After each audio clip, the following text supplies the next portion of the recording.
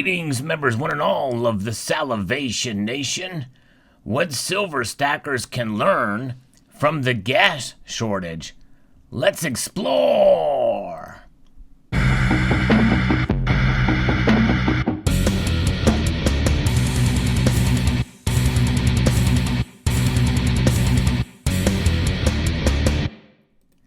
think most of us are probably well aware of the insanity that's going on at the gas pump these days.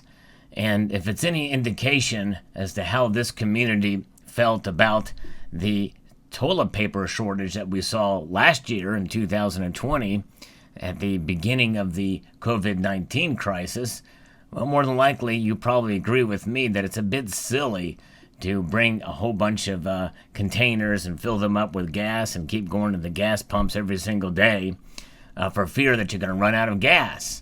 Well, in a sense, that is kind of where we are at, and we are witnessing it before our very eyes.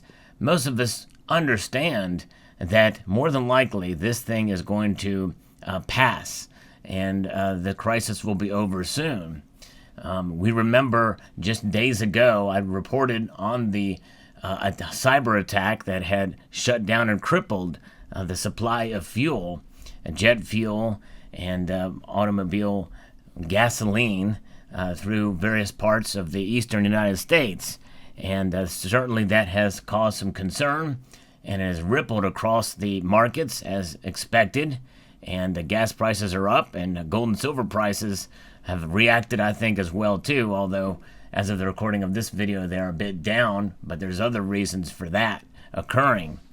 But nonetheless, I think most of us understand that more than likely, and soon enough, there will be supplies making their way to gas pumps near you.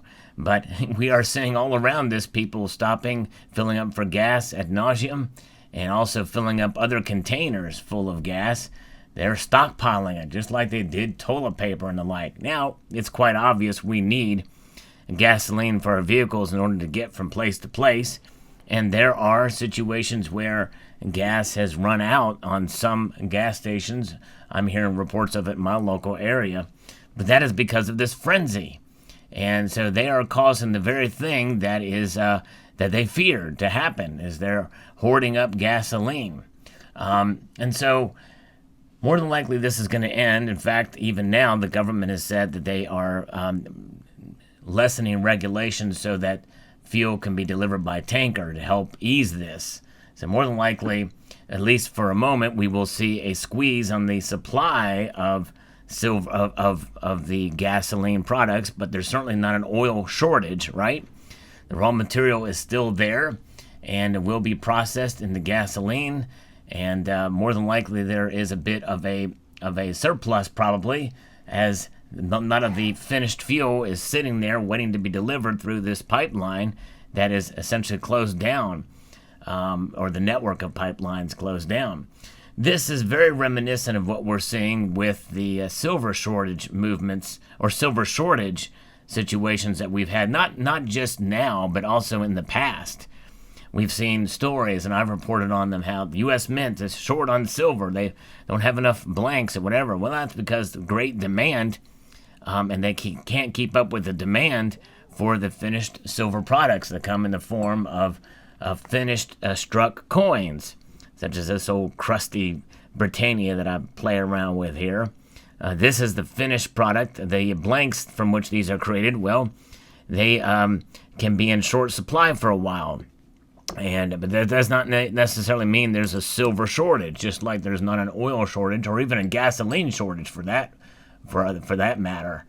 And I think that in time we will see the normalization of the silver markets, whatever that may be, whatever the fallout will be from the silver squeeze. There will be some sort of normalcy. Now, what the prices will be, I don't know. The spot prices for silver have been higher since last year, and I believe they will go higher this year to some level, but they are not spiking dramatically at any point of time, other than the premiums are spiking because of the increased demand of silver. And no one really knows how that is going to pan out, by the way, with the premiums. Are we nearing a new normal? I would say we're not at a normal now with these premiums because of the great demand.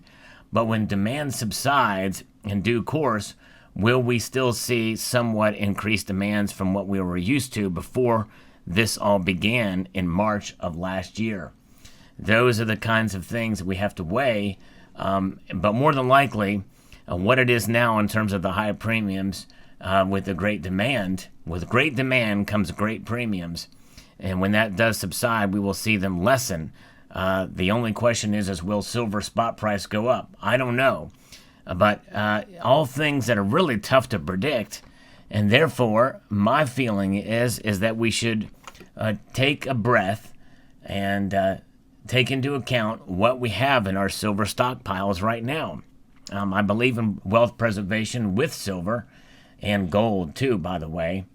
And so with that being said, we hold this metal in a certain appreciable amount so that we can feel like we have enough to protect ourselves in times of economic instability. How much is that? I don't know.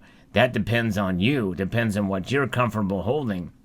But by and large, I think everybody and anybody should agree that we should certainly not go into debt in order to accumulate any precious metal whatsoever, including silver, obviously, no matter what you hear, no matter the hype, no matter the squeeze, no matter the intention.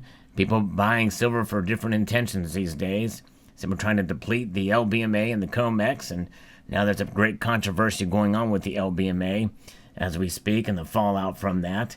But no matter what, in the end, it's about the amount of silver that you have, that you are comfortable holding, and that you can store, and that you could liquidate if the time ever comes, where you need to liquidate or want to liquidate. Those are things you have to weigh in your own mind. But nonetheless, I don't think it's wise to just splurge on it just because of the FOMO, fear of missing out. And that is really the practical aspect of this and the lesson that we can learn from the gas shortage, because people are acting out of a classic psychological case of FOMO, fear of missing out. And there essentially is almost a stimulant action from this. That sort of that rush, that endorphins that flow through your veins that almost give you sort of an erotic rush. This is what I refer to as FOMO sexuality. And FOMO sexuality is a real thing, and not only with toilet paper, with the TP, which you do need TP in order to be clean and the like, and nothing wrong with getting your toilet paper. You do need gasoline for your vehicle, but by and large, when you buy those things, you don't get a rush out of them, that's for sure. And I would dare say the same thing comes with silver. Although we can certainly salivate over this metal, that Pavlovian effect, because we enjoy it, but not even that should drive our purchases to the point of going into debt to accumulate this lovely shiny metal. Yea, though the examples I have here are a bit tarnished and a bit beat up and the like, but hey, nothing is perfect in this world, and Lord knows I'm far from perfect, and so therefore I've got some imperfect silver and right here before you. But I think there's some hard lessons that can be learned. When we take a step back and we get into an area that we understand and look at it from the most objective point of view in terms of this gas shortage and the like, everything's going to come back to normal to a point. It's good to be prepared, but the time to prepare is when there's not this rush, this mad rush to prepare. It's always good to have stockpiles on hand. Gas is a little harder to do that. I have enough for my lawnmower for a couple more lawnmowers, but I'm not rushing out to fill that thing up. I'm going to play this out and see what happens. I have a feeling it's going to work itself out pretty soon. And that's the bottom line, because Uncle Sal says so. How's that? No, and that's just the reality of where we're at. You know, it's just a matter of taking a step back. The world is not going to end. There will be gas enough for folks that want it in due course. It's in everybody's best interest that those things keep running and keep going. And we know that the hack that occurred was by some bad actors, and I'm hoping they get prosecuted to the fullest extent of the law. Those people that do ransomware, they certainly need to be found, prosecuted, and taken care of by our justice system or a justice system somewhere, because more likely they were foreign actors. And I believe the United States should put pressure on any foreign entity that that harbors these folks, so that they will be able to face justice. But in the meantime, it just goes to show you that that's another lesson we can learn from this whole gas shortage thing. And that lesson is this, that, there's a lot of things that can be hacked these days, including fuel supplies and oil supplies. But one thing that cannot be hacked, silver. Physical silver in your possession, it cannot be hacked. It can be stolen. You should always protect it, and protect it with a lot of different things that you can think of, mainly alarm systems, storing it in a very clever place. I say preferably off-site. I think that's a very good advice to do, and also to protect yourself with plenty of firepower. That's right. A gun in every room of the house, hidden and stowed away, so that you have quick access to it if need be. And nonetheless, some good, valuable lessons there for us silver stackers and those of us who understand the dynamics of these panic buying. Never a good thing to panic buy, in my opinion. All right, there you go. Let me know your thoughts in the comment section below about lessons that can be learned. Maybe you can think of other lessons that can be learned from this gasoline shortage. Post it in the comment section below.